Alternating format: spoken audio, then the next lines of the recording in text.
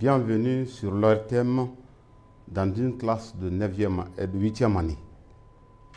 Ce matin, j'ai en charge de vous présenter une leçon d'histoire intitulée L'Empire du Mali des origines à Soundiata. Bien avant cette leçon, nous avons vu que quand l'Empire du Ghana s'est effrité, s'est effondré, n'est-ce pas? C'est l'Empire du Mali qui est né sur ses cendres. Donc c'est cette leçon sur le Mali que nous allons aborder ensemble ce matin. Après le déclin de l'Empire du Ghana, quel est l'Empire qui est né? Donc l'Empire qui est né, sûrement l'Empire du Mali.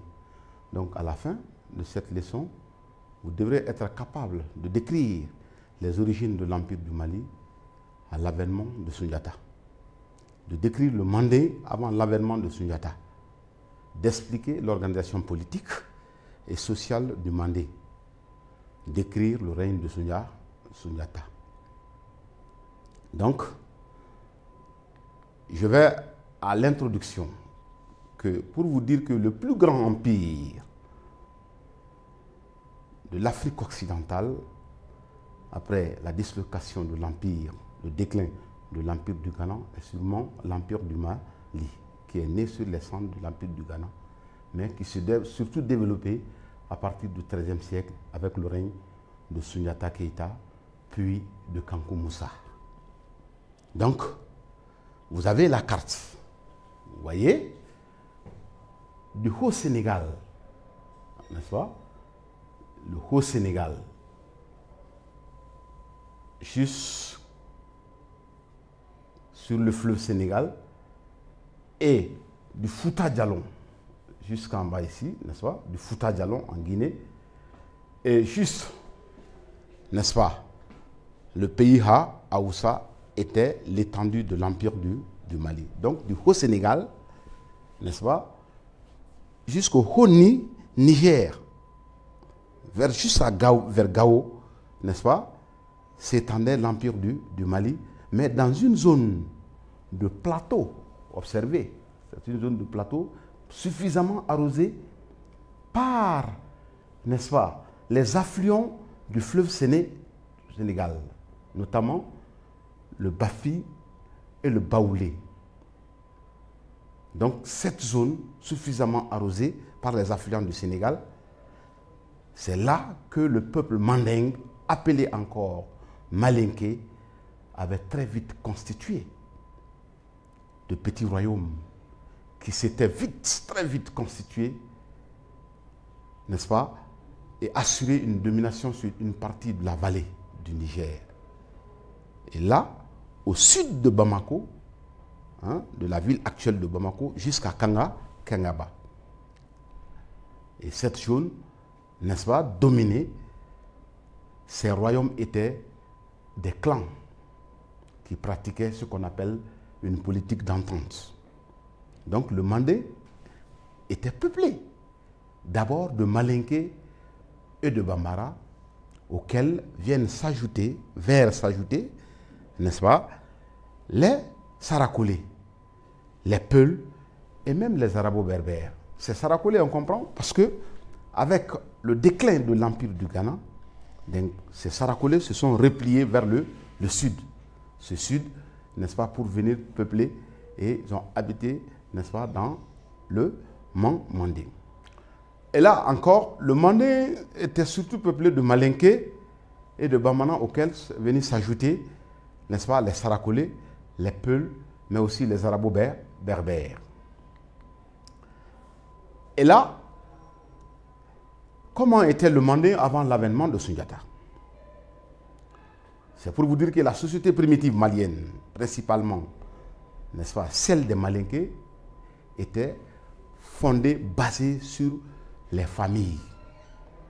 Plusieurs familles de même origine se regroupaient pour former des clans. Le chef de ces clans était le roi. Ainsi, peu à peu, certains clans dominèrent les autres, comme les Konaté et les Traoré. Ce qui amène au XIe siècle les Konaté, n'est-ce pas, soumettèrent les Traoré. Donc, un de leurs chefs, du nom de Barmandana, fut le premier souverain à faire le pèlerinage à la Mecque. Et il passe pour en avoir été un grand prestige auprès des Malingués. Il a réussi aussi le premier à se comporter comme un souverain par la levée d'impôts. Donc, il avait déjà la statue des vrais souverains.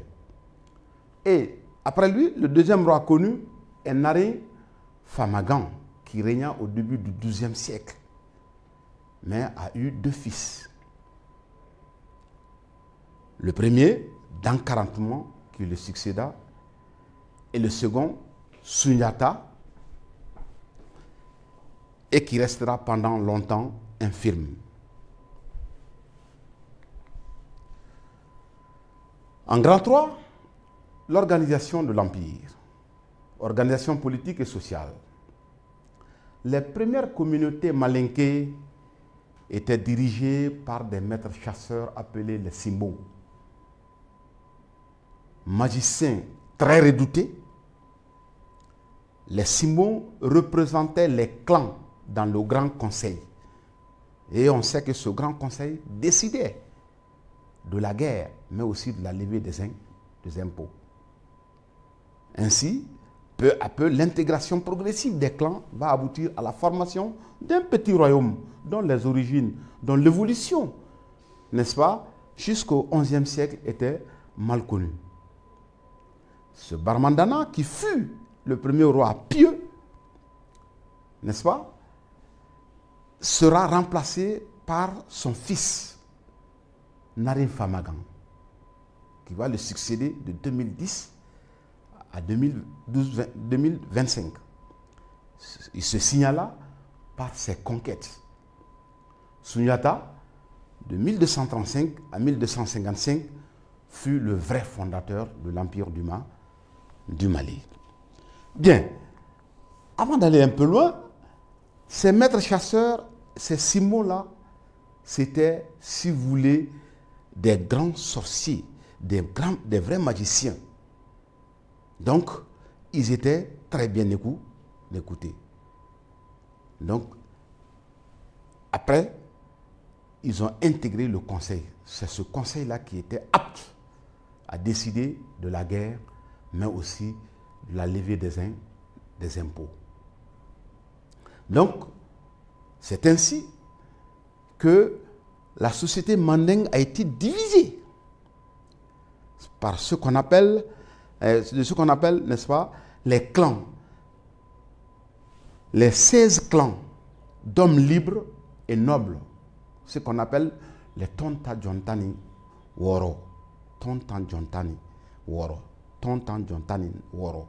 Ça veut dire que, n'est-ce pas, les 16 porteurs, n'est-ce pas, du Carquois. C'est les 16 porteurs du Carquois.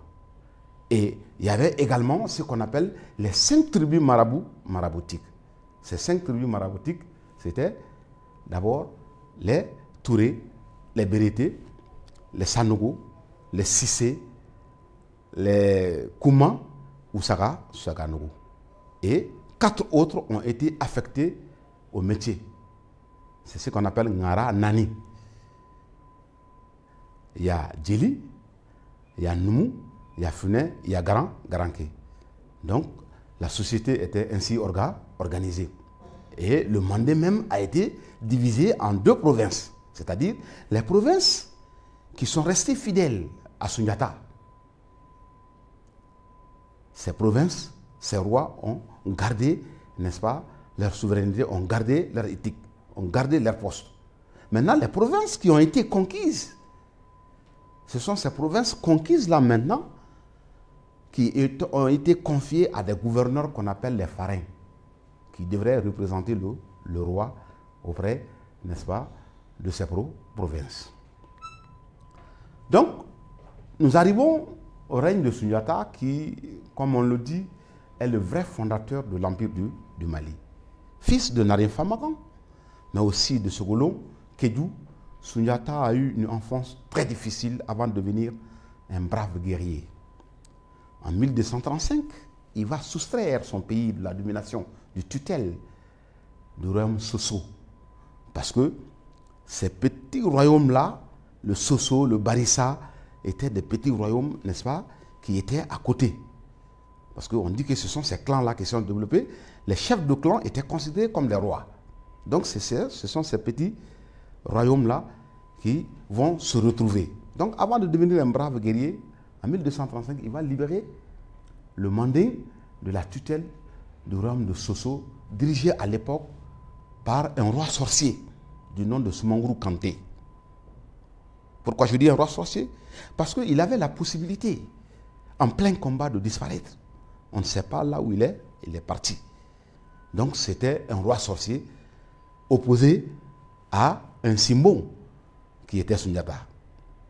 Donc, proclamé Mansa des Mansa, Mansa ça veut dire roi des rois à Kouroukanfoukoua, par le Grand Conseil, l'Empire fut doté d'une charte en 1236 qu'on appelle la charte de Kouroukanfoukoua qui comprend 44 articles. Mais il n'y a pas eu que, n'est-ce pas, cette charte de Kouroukanfoukoua, mais aussi Sundiata, qui avait été proclamé Mansa des Mansa, ne faisait pas l'unanimité. Certains roitelets, n'est-ce pas, s'étaient émergés comme cela. Donc il fallait les dominer. C'est ce qu'il a fait pour les rendre dans le giron. Et ainsi, il va libérer le travail. Que ceux qui veulent faire le commerce n'ont qu'à faire le commerce. Ceux qui veulent cultiver n'ont qu'à cultiver. Donc c'est à partir de cet instant que, n'est-ce pas, le Manding va gagner sa plénitude. Donc, Sundiata agrandit considérablement l'empire. Outre le Ghana et le Soso, qui ont fait, n'est-ce pas, preuve de domination dans un premier temps, il soumit, n'est-ce pas, d'autres royaumes comme le Trékrou, le Galam, le Bambouk, le Bundu. Doté d'une administration puissante et d'une puissante armée aussi, le pays fut divisé, ce que j'ai dit, et dirigé par ce qu'on appelle des pharaons, c'est-à-dire des gouverneurs. Donc, jusqu'à imposer ces pharaons-là aux provinces, n'est-ce pas, qui ont été conquises. Et Sundiata lui-même va mourir en 1255. Et ses successeurs n'eurent pas la même envergure que lui.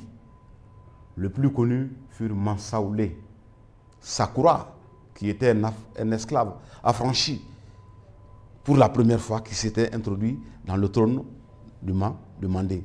Aboubakar II et Kankou Moussa, sous lequel d'ailleurs la grandeur du pays atteindra son apogée.